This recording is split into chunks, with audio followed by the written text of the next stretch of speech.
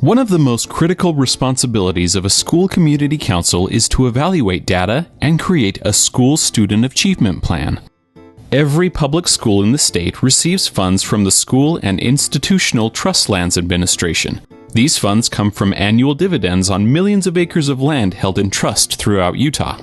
Determining how to use these funds at a school is the job of a school community council by way of the school student achievement plan. As stipulated in the name of the plan itself, the goal of a school student achievement plan is to boost student success. So, the question is, how does a council determine the best plan for their school? The first step is evaluation. Council members must evaluate results for state tests and other assessment data to determine the most critical academic needs of students.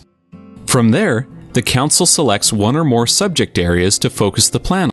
This could be reading, mathematics, writing, technology, science, fine arts, social studies, health, or world languages. Using assessment data and other information, the council sets goals for school improvement that are specific, measurable, achievable, realistic, and time-based. Once goals are established, the council develops a specific action plan to address needs and meet objectives. They review the school's current school student achievement plan and determine if adjustments need to be made or a new plan prepared. If a new plan or revision needs to be prepared, they begin brainstorming many new options that will directly impact student achievement. This includes reviewing district-approved research-based programs, practices, software, materials, equipment, and strategies. Inviting all members of the council to describe how the group they represent can provide support to boost student achievement, and identifying barriers that may stand in the way. Next, the council determines how the plan will be funded. Members consider the estimated allocation and possible carryover funds and develop a budget. The council may also consider matching money to help implement the plan. School Land Trust Program money can be used as matching money for a grant that supports the goal. In all cases, funds are only to be used to directly impact instruction and enhance academic excellence.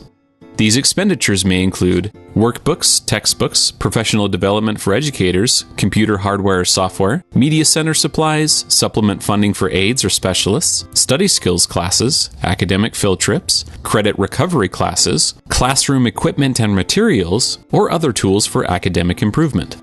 Programs that are not eligible to receive School Land Trust funds include plans to improve school climate, provide additional security, address behavioral issues, anti-bullying measures, auditorium audio systems, or other non-academic school needs. Along with detailed directives to carry out and fund the plan, the council must also identify data-driven tools to measure student improvement. This is done by establishing a baseline from current assessment data and defining the achievement goal and the timeline to reach it. Plans must include a description of how progress will be tracked, and regular reports should be provided to council members. Once the plan is fully developed, it must be adopted by the council through a motion. The motion is voted upon, and formal minutes record a roll call of council members in favor or opposed and who was absent. Completed plans are submitted online at www.schoollandtrust.org. From here, the plan is reviewed and revised by the School Accountability Director and the Director of Resource Development, who clear it for review by the Granite School District Board of Education. The board considers the plan and approves it or returns it for revision. It's important for a council to execute the plan with enthusiasm. Progress should be reported throughout the year in school newsletters, websites, social media, or even the marquee. For assistance, the Communications Department can help publicize success stories to a broader audience. A council must also make concerted efforts to inform policymakers and other elected officials about school success. Continued funding through the School Land Trust Program is dependent on elected policymakers being informed and supportive of how the money is used. Formal letters to these individuals should be sent every year.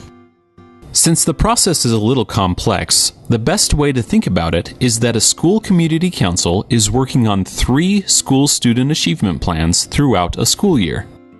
First, the council is publicizing success stories from evaluations of the plan that was implemented in the previous school year. Next, the council is working to implement the school student achievement plan that was drafted and approved last year. And finally, the Council is using current data to develop a new plan that will be implemented the following year. Specific due dates for plans change every year, but councils can expect to publicize success stories from last year's plan in November after data is gathered. New plans are submitted in March.